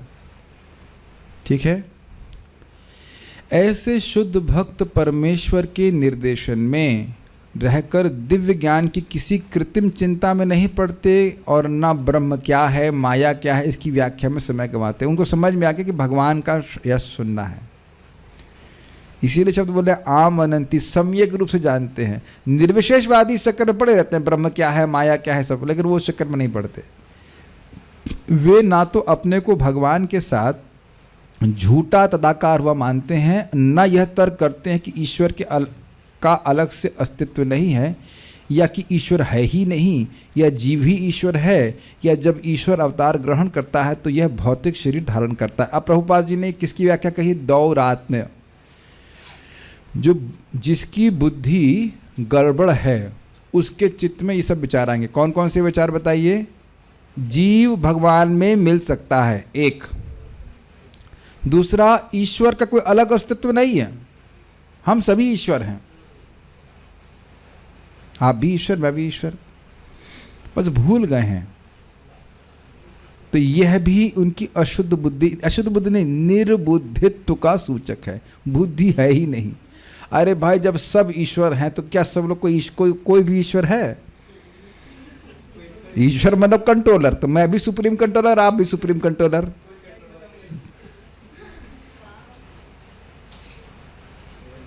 तो कोई भी कंट्रोलर है, तो ये हो गया निर्बुद्धित्व। दूसरा पॉइंट, या फिर ईश्वर है ही नहीं भाई, ईश्वर का सेपरेट अस्तित्व समझ में आया, मतलब आप भी ईश्वर, मैं भी ईश्वर, आपका अलग अस्तित्व नहीं। और दूसरा क्या, ईश्वर है ही नहीं। महाराज बोल रहे थे, एक बार कोई बहस बांध रहा था कि निराकार ये है वो है, फिर अरे भैया छोड़ो ये सब, भाई ये सब ईश्वर है ही नहीं, ये सब बात फालतू की है। तो महाराज बोल रहे थे कि जब है ही नहीं तो तुम इतनी चर्चा क्यों कर रहे थे? जब है ही नहीं तो क्या झगड़ा कर रहे थे? वो भी जानते हैं कि है, क्योंकि देखिए नास्तिक मतलब जो भगवान पे विश्वास नहीं रखता, तो उस नास्तिक की डेफिनेशन, बाय डेफिनेशन उसकी सत्ता भी भगवान पे आश्रित है। उस गधे को पूछो कि तुम बोलते हो ना कि हाँ मैं नास्तिक हूँ, मैं बताता हूँ क्या मतलब है तुम्हारा। मेरे कोई व्यक्ति बोला था, आप उल्लू का पट्टा और गधा मत बोले करिए, सुनने में खराब लगता है। हमने कहा होने में खराब नहीं लगता बताइए, उल्लू मतलब जिसको दिन में दिखाई ना पड़ता हो है कि नहीं, और रात्रि में दिखता हो। पट्टा मतलब उसका चेला। तो आज हमने चर्चा कर रहे थे ना कि जीवात्मा शाश्वत है और ब्रह्मा जी की सृष्टि हो जाती है, मर जाते हैं, फिर भी नष्ट नहीं होता, और इतनी सृष्टियां बीत गई और हम उल्लू के पट्टे हैं। हम लोग जो जगत में पड़े हुए हैं, उल्लू के पट्टा पर नहीं हुआ। बताइए, भले बुरा लग रहा है, करने में बुरा नहीं लग रहा है, सुनने में बुरा लग रहा है। प्रभुपाद बोलते हैं रास्कलिज्म, ये रास्कलपना है कि नहीं? जो कृष्ण सब कुछ देने वाला होता है, ध्यान नहीं, तो ईश्वर है ही नहीं भाई, क्या बात कर रहे हो? छोड़ो ये सब बातें, अपना काम करो, चाय वाय पियो सके। जब वो लोग हारने लगते हैं ना, तो वैसी बात करते हैं। और या फिर कहेंगे जीव ही ईश्वर है, या जब ईश्वर अवतार ग्रहण करता है तो वह भौतिक शरीर धारण कर लेता है। भाई ये जो भगवान कृष्ण नहीं, बड़े अच्छे अवतार थे, लेकिन गोपियों के संग से डिस्टर्ब हो गए तो तुम्हारी बुद्धि डिस्टर्ब हो गई भाई। बहुत सुंदर बात प्रभुपाद जी के तात्पर्य में, प्रभुपाद जी लेक्चर में बता रहे हैं कि देखिए, भगवान की जीव दिव्य लीला का श्रवण करने के लिए व्यक्ति इस जगत में सब कुछ त्याग देता है, अर्थात इस जगत के भोग को पूरा त्याग देता है, अर्थात उसका इस जगत में कोई उसका सुख उस जगत से डिराइव नहीं होता। Got it? तो वो परब्रह्म भगवान श्री कृष्ण जब लीला करेंगे तो क्या जगत के सुख को अनुभव करेंगे? इतनी अकल लगानी चाहिए ना, है कि नहीं? सुखदेव गोस्वामी आप जान ही रहे हैं, परीक्षित महाराज जी चर्चा कर रहे हैं, तो कौन से जगत का सुख भोग रहे थे? आहार नहीं, निद्रा नहीं, डिफेंस को मतलब नहीं, और मीटिंग तो छोड़ ही दीजिए। यही 4 सुख है ना, वो छोड़ करके जो श्रवण कीर्तन कर रहा है, तो वो जो व्यक्ति जिसके बारे में श्रवण कर रहे हैं वो क्या वो इन 4 चीज़ों में संलग्न होगा? दिव्य होना चाहिए ना। तो ऐसी बुद्धि तो है नहीं इन लोगों की। ठीक है, न ही वे किसी अस्पष्ट चिंतन सिद्धांत से चिंतित रहते हैं जो वास्तव में दिव्य ज्ञान के मार्ग में कई प्रकार से अवरोधक होते हैं। अस्पष्ट चिंतन सिद्धांत समझ रहे हैं? अनक्लियर फिलॉसफी, जिसमें साधन और साध्य क्लियर नहीं है। आपको, हम सब भक्तों को बहुत क्लियर है, हरे कृष्ण मंत्र जपना है, भागवत सुनना, प्रसाद खाना है, भगवान की भक्ति करके भगवान के पास जाना है, गोलोक वृंदावन की प्राप्ति करनी। इतना क्लियर लोगों का है नहीं हिसाब किताब, बहुत कचड़ पचड़ है। एक एग्जाम्पल, सब कुछ ब्रह्म है, ये जगत मिथ्या है और सब कुछ ब्रह्म है। ब्रह्म और ब्रह्म सत्य है। ब्रह्म सत्य, जगत मिथ्या। ब्रह्म सत्य है, जगत मिथ्या है। सर्व खलु इदम ब्रह्म, सब कुछ निश्चित ही ब्रह्म है। तो जगत क्या है बताइए? ब्रह्म है। तो फिर आप ये क्यों कह रहे हो कि ब्रह्म मिथ्या है? सॉरी, जगत मिथ्या है। जगत भी तो ब्रह्म है ना कॉम्प्लिकेटेड? नहीं नहीं, वो अनिर्वचनीय है तो आप वचन बोल क्यों रहे हैं? फिर उसका वर्णन नहीं किया जा सकता तो आप फिर क्यों बोल रहे हैं? मत कहिए वो अपना, है ना कठिनाई। ठीक है, फिर एक और एग्जांपल, तुम ईश्वर हो भूल गए हो, माया ने तुमको पकड़ लिया था और इस कारण से तुम भूल गए हो तुम ईश्वर। तुमसे पूछो भाई, जब हम सर्वसमर्थ थे, ईश्वर थे, भाई ने तब पकड़ लिया, और अब हम जब नहीं है तो माया को छोड़ देगी? यह स्पष्ट बात हुई कि नहीं? और कहे कि ये जगत माया है, तो आपकी बात भी तो जगत में ही है तो आपकी बात भी तो माया हुई। और वो याद आ रहा आपको जो था क्या, नहीं, गीता में पढ़ रहे थे बाधित अनुवृत्ति, कि भाई देखो जो मुक्त जीव है वो देख रहा है, अभेद देख रहा है कि मुझ में और शिष्यों में कोई भेद नहीं, लेकिन शिक्षा के लिए वह थोड़ा सा बना के रखेगा और वह बोलेगा कि हम में तुम्हें भेद नहीं है। तो बात बड़ा स्पष्ट आचार्य ने कहा कि जब उसको ये ज्ञान हो गया कि ये अभेद है, तो शिक्षा क्यों देगा? वो अपने को शिक्षा को देता है क्या बताइए? तो अब देख रहे हैं उनके पॉइंट, वो क्योंकि झूठ है, असत शास्त्र है, तो इस प्रकार की बातों में कहीं ना कहीं आपको दोष दिख जाएगा, है ही दोष वो, और व्यक्ति कंफ्यूज ही रहता है। बल्कि चैतन्य महाप्रभु ने जब इस प्रकार से निर्विशेषवाद खंडन किया तो खुद बोलते हैं, हमको पता है, हम लोग को अच्छा नहीं लगता, लेकिन पॉलिटिक्स के नाते हम उसको बोलते हैं। हमको भी ये शंकर भाष्य जो है अच्छा नहीं लगता है। और इसी तरह से आप देखेंगे कि जब महाप्रभु को वो सुना रहे थे, क्या नाम है उनका, सार्वभौम भट्टाचार्य, वेदांत सूत्र की व्याख्या सुना रहे थे, तो महाप्रभु चुप, 7 दिन तक चुप, न यस न नो न कुछ बोल रहे हैं। तो कहें कि भाई बूझते ना पा रहे, कि मतलब आपको समझ नहीं पा, मैं बूझ नहीं पा रहा हूँ कि आप बूझ पा रहे हैं कि नहीं बूझ पा रहे हैं सार्वभौम भट्टाचार्य कह रहे हैं कि हम नहीं समझ पा रहे कि आपको समझ में आ रहा है कि नहीं आ रहा, कुछ आप कह ही नहीं रहे हैं। तो बहुत सुंदर बोलते हैं कि देखिए वेदांत सूत्र के श्लोक जब आप बोलते हैं तो हमको समझ में आ जाता है, महाप्रभु कहते हैं, लेकिन जब आप व्याख्या करते हैं तो हमको समझ में नहीं आता है। और फिर उसके बाद और देखिए महाप्रभु कितने प्रेम से बोलते हैं, वेदांत सूत्र के श्लोक तो एकदम सूर्य के समान है, लेकिन आपकी व्याख्या एक बादल के समान जिसको ढक रही है। अब देखिए सार्वभौम भट्टाचार्य जी क्या कितना मतलब जो है धक्का लगा होगा उनको, बस हार्ट अटैक नहीं पड़ा उनको। जो उस व्यक्ति से, जो उस गृहस्थ से सन्यासी शिक्षा लेते थे, सोच लीजिए उनको महाप्रभु कितने प्रेम से धोए, सर्वात्मा सनापनम, सारी आत्मा उनकी पवित्र कर दी। बड़ा इंटरेस्टिंग। और उसके बाद आप देखेंगे सार्वभौम भट्टाचार्य छल से और बहुत सारे कपट करके महाप्रभु को घुमाने का प्रयास करते हैं, लेकिन महाप्रभु सारे बातों को उन्हीं की बातों से लेकर काट देते हैं। जैसे अभी आपने देखा ना, ब्रह्म सत्य, जगत मिथ्या, सर्व खलु इदम ब्रह्म, ये उन्हीं की बातें ना, उन्हीं की बातों से उन्हीं को काट दिया कि नहीं। देखिए जब व्यक्ति झूठ बोलता है ना, तो उसके वो पकड़ में आ जाएगा, उसकी बात को लेकर वही समाप्त कर देंगे, और ये सारा कुछ झूठ पे ही आश्रित है, सच बात नहीं बोल रहे हैं। नहीं तो इसलिए कह रहे हैं इधर बात को ध्यान नहीं देते वो लोग। निर्विशेषवादी या अभक्त वर्ग के अतिरिक्त ऐसे भी वर्ग हैं जो अपने को भगवत भक्त कहते हैं, किंतु अपने अंतःकरण में मोक्ष की भावना छुपाए रहकर निर्विशेष ब्रह्म से तदाकार होना चाहते हैं। समझ में आ रहा है?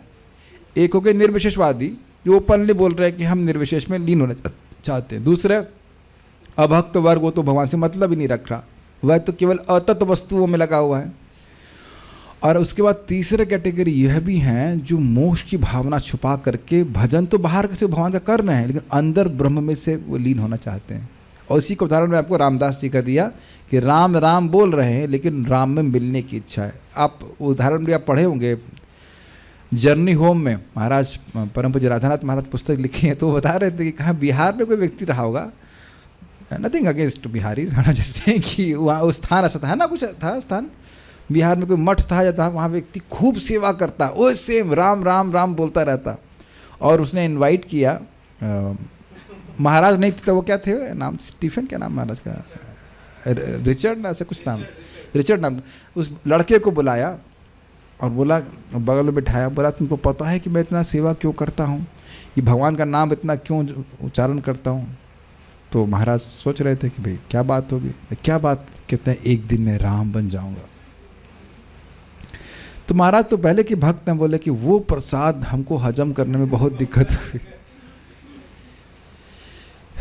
इसके लिए ही श्रवण हमें अवैष्णव से नहीं करना चाहिए। अवैष्णव मतलब जिसकी इस प्रकार की एस्पिरेशन है, भले वो पांडित्य प्रस्तुत कर रहा है लेकिन उसकी मन में वो जो राम बनने की इच्छा, लीन होने की इच्छा, वो प्रभावित करेगी। This is very very important, इसको बंद रखिएगा, ठीक है। वे खुले विलास द्वारा भक्ति का अपना गलत मार्ग निकाल लेते हैं और दूसरे ऐसे लोगों को मार्गच्युत करते हैं जो निरे मूर्ख या उन्हीं के समान व्यसनी होते हैं, ठीक है। ये तो स्पष्ट समझ में आ गया। ये इसमें इंग्लिश में क्या लिखा है, खुला विलास, मैं सुन नहीं पा रहा, समझ नहीं पा रहा हूँ। वे खुले विलास द्वारा क्या लिखा है इंग्लिश में, बताइए। They wrongly manufacture their own way of devotional service by open debauchery and mislead the others who are simpletons or debauchees like themselves. हाँ, तो जो लोग सीधे साधे लोग हैं उनको, या वो उन्हीं के तरह जो नलायक हैं उस तरह के लोगों का मार्ग बना लेते हैं। ये ऐसे बहुत सारे अप वैष्णव संप्रदाय होते हैं। गौड़िया वैष्णव संप्रदाय है ना, 13 अपर संप्रदाय को बोला गया है, जिसमें वो लोग कहते हैं कि गौरांग महाप्रभु जो हैं वो क्या क्या, वो उनको पता नहीं, बहुत सारे होते हैं। हाँ, एनीवेज, तो वहाँ भी हम लोग लैंड अप कर सकते थे। यहाँ तक मैंने सुना है कि लोग गौड़ीय वैष्णव तिलक लगाएंगे और मछली भी खाएंगे और रोएंगे भी कीर्तन में। बंगाल में बहुत देखा जाता है ये, है ना, आप लोग जानते होंगे, सहजिया कहते हैं। अच्छा, गंगा जल से जोड़ धो के तुलसी दे के भोग भी लगा देते हैं मछली का। हे भगवान, हैं ब्राह्मण फैमिली में वैसा करते, तो आप देख सकते हैं कि ये मूर्खता है लोगों की, ऐसा नहीं करना चाहिए। विश्वनाथ चक्रवर्ती के अनुसार ये सारे अभक्त तथा व्यसनी महात्माओं के वेश में दुरात्मा होते हैं, तथा व्यसनी महात्माओं के वेश में दुरात्मा होते हैं। देखने में लग रहा है महात्मा है लेकिन वो दुरात्मा है। प्रभुपाद जी अपने तात्पर्य में लिखते हैं, चैतन्य चरितामृत में, ये लोग ग्रंथ भी लिख देंगे। ग्रंथ में लिखा क्या, यही कचरा लिखा है तुम्हारे ग्रंथ में, या फिर प्रतिष्ठा के लिए, पूजा आदि के लिए भी है, ऐसे ग्रंथ लिख देते हैं। तो ऐसे लोगों से नहीं सुनना चाहिए। ऐसे अभक्त तथा लंपट इस श्लोक में सुखदेव गोस्वामी द्वारा योगियों की सूची से विलग कर दिए गए हैं। तो ऐसे लोगों के बारे में सुखदेव गोस्वामी हटा दिए। इस तरह वैकुंठ लोक वास्तव में श्रेष्ठतम आवास स्थान है जिन्हें परम पदम कहा जाता है। निर्विशेष ब्रह्म ज्योति भी परम पदम कहलाती है क्योंकि सूर्य की किरणों के ही समान ये वैकुंठ लोक की किरण है। स्पष्ट समझ में आ रहा था, विष्णु संबंधी है ये। उसी तरह सूर्य की किरणें जैसे सूर्य संबंधी हैं लेकिन सूर्य नहीं है, तो दोनों को ही परम पद कहा जा रहा है। भगवद गीता में स्पष्ट कहा गया है कि निर्विशेष ब्रह्मज्योति भगवान के शरीर पर आधारित है। ब्रह्मणो ही प्रतिष्ठाहम अमृतस्य अव्ययस्य च शाश्वतस्य च धर्मस्य सुखस्य एकांतिकस्य च।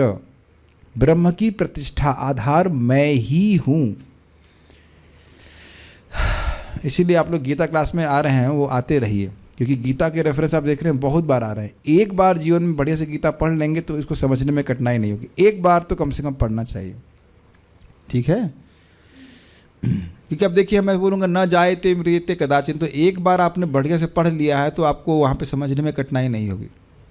भगवत गीता को समझे बिना आप देख रहे हैं, मैं जब बोल रहा हूँ तो मुझे उस लोग पता है, और जिनको नहीं पता होगा वो हवा में सोच रहे होंगे।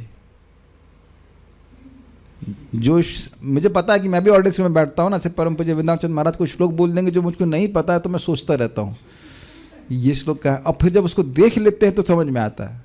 अब मैं इसके लिए हेल्प नहीं कर सकता हूँ, बल्कि मेरी गलती हो गई, यहाँ पे मुझे श्लोक दिखाना चाहिए था, लेकिन आप देख लीजिएगा, वो मुझे पता है कोई देखेगा नहीं। लेकिन एनीवेज 14.20 से ब्रह्मणो ही प्रतिष्ठा, बहुत प्रसिद्ध है, मैं ब्रह्म की प्रतिष्ठा मैं ही हूँ।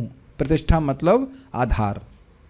तो ब्रह्म क्या है? भगवान श्री कृष्ण के शरीर से निकलने वाली दिव्य ज्योति को ब्रह्म ज्योति कहा जाता है। तो आप लोग समय निकाल के देख लीजिएगा इसको। और इसीलिए वैष्णव पद का अर्थ क्या होगा? जो विष्णु से संबंधित है, तो ये निर्विशेष ब्रह्म ज्योति भगवान पे आधारित है, तो उसको भी परम पद कहा जा रहा है। और चूंकि प्रत्येक वस्तु प्रत्यक्ष और अप्रत्यक्ष रूप से ब्रह्म ज्योति पर निर्भर रहती है, अतएव प्रत्येक वस्तु भगवान से उत्पन्न होती है, उन्हीं पर आश्रित रहती है और प्रलय के बाद उन्हीं में विलीन हो जाती है। इसका अर्थ समझ लीजिए क्या है। देखिए, ब्रह्म ज्योति के एक स्थान में, ब्रह्म ज्योति मतलब आध्यात्मिक व्योम, आध्यात्मिक आकाश है, और उसमें अनेक वैकुंठ प्लैनेट हैं। यहाँ के आकाश से साम्यता बैठा के चलिएगा, और उसमें जो प्रकाश है, उसी प्रकाश, पूरा वो आकाश जो है प्रकाशित है इस ब्रह्म ज्योति से, और उसके एक स्थान में महतत्व से घिरा हुआ, या प्रधान कह लीजिए, महतत्व से आच्छादित एक बादल है, उसके अंदर सारा ये सृष्टि हो रही है। तो ये ब्रह्म ज्योति से जगत आ रहा है, ये बात बोली जा रही है। ठीक है, ये धारणा कर पा रहे हैं सारा कुछ? ठीक है। अतः उनसे कोई भी वस्तु स्वतंत्र नहीं है। भगवान का शुद्ध भक्त अपना समय अब्रह्म एवं ब्रह्म में अंतर करने में नहीं गवाता, क्योंकि वह भली भांति जानता रहता है कि भगवान परब्रह्म अपनी ब्रह्म शक्ति से हर वस्तु में गुथे हुए हैं। इसमें कई बार उदाहरण दिया, there is a little bit of SAIL in everyone's life. Steel authority of India limited, वो का एक उनका स्लोगन है कि there is a little bit of SAIL in everyone's life. सभी के जीवन में थोड़ा बहुत सेल है, मतलब कहीं ना कहीं लोहा, जैसे ये मान लीजिए स्टील कर रहा हूँ, स्टील का ग्लास पिया आपने, पानी पी रहे हैं, तो भले इसको ग्लास बनाने वाला कंपनी वाला, कि जो स्टील आ रहा है वह सेल से आ रहा है, तो कहीं ना कहीं सेल का इन्वॉल्वमेंट है ना हमारा जीवन में। तो कह रहे हैं इस प्रकार से ब्रह्म, भाई सब कुछ तो ब्रह्म की शक्ति से आ रहा है, तो उसमें गुथा हुआ। तो इस जब समझ में आ गया, जब भगवान की शक्ति सब कुछ है, तो फिर यह करने की क्या जरूरत है कि क्या ब्रह्म है, क्या ब्रह्म है। लेकिन वो आसक्ति शक्ति में ना रख करके शक्तिमान में रखता है, ये कहने का अर्थ है। Got it?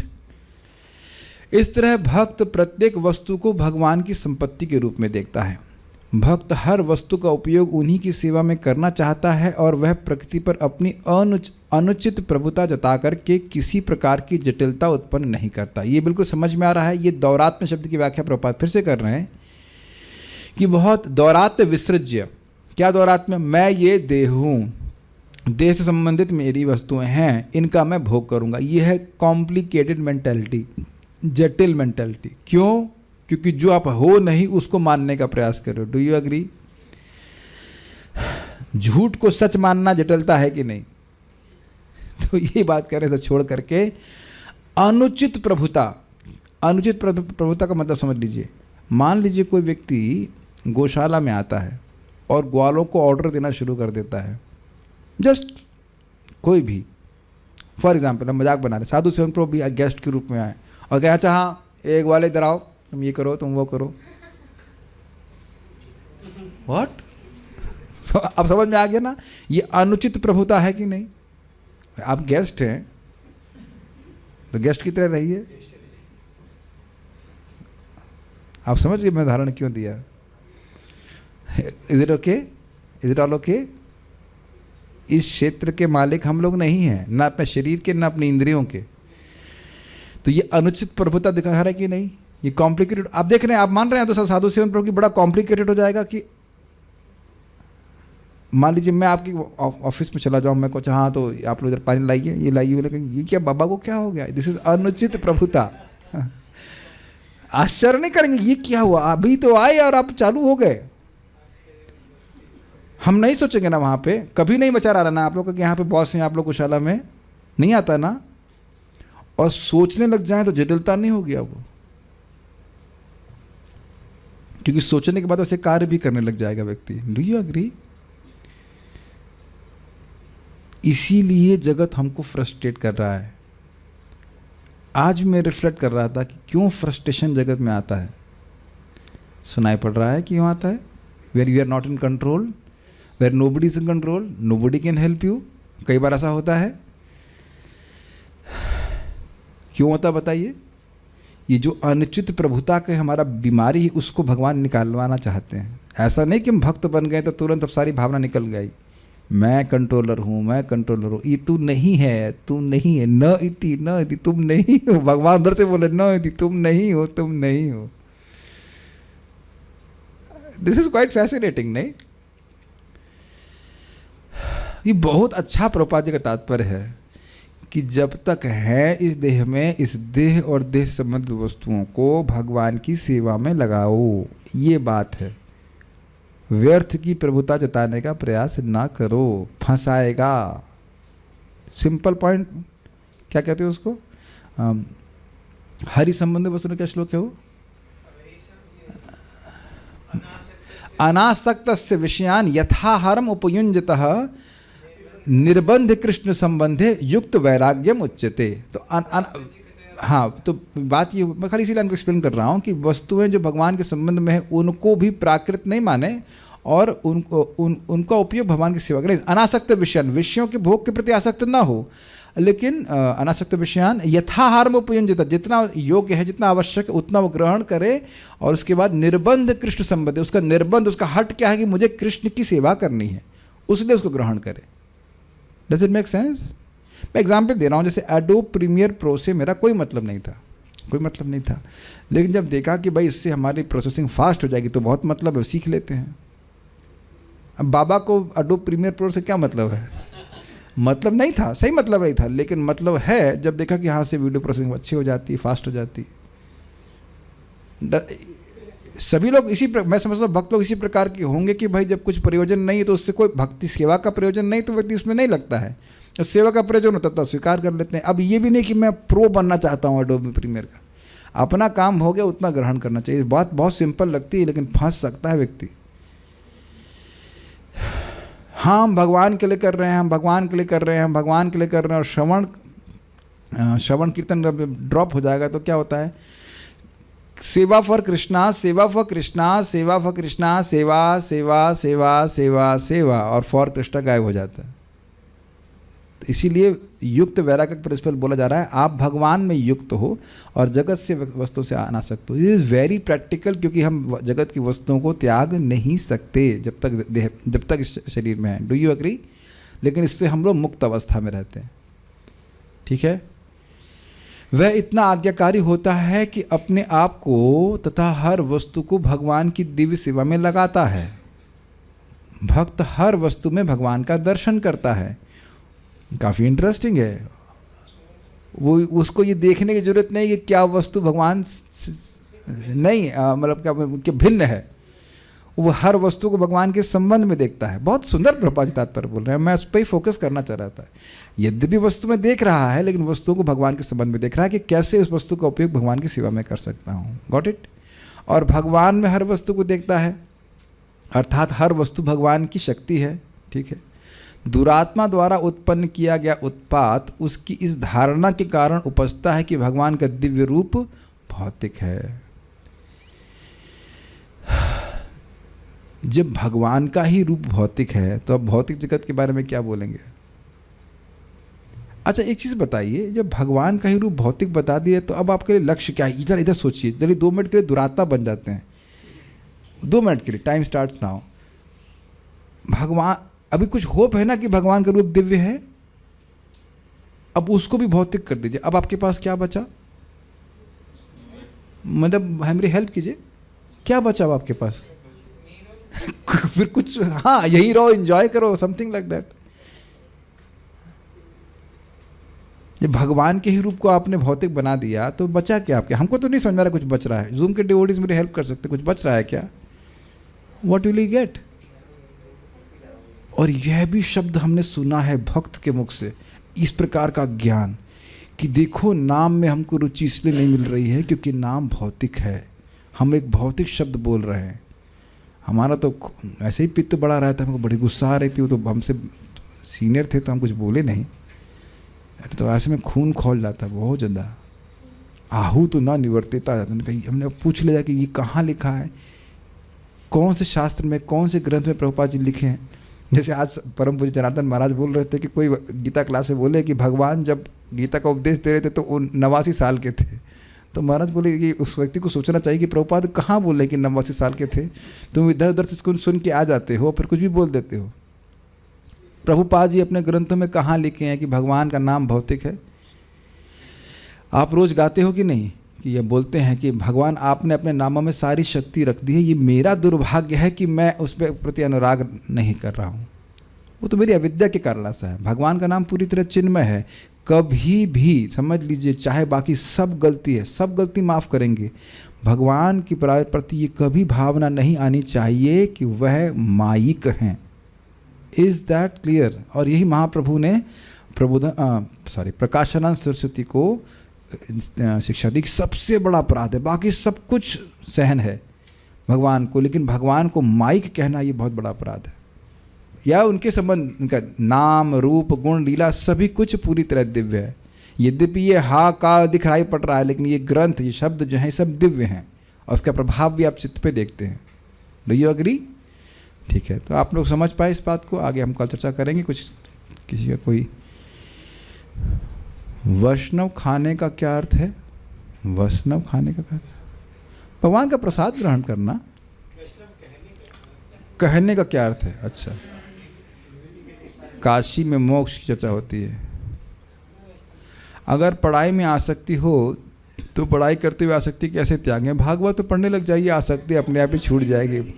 आसक्ति नहीं छूट जाएगी, पढ़ाई भी छूट जाएगी पढ़ाई भी नहीं होगी।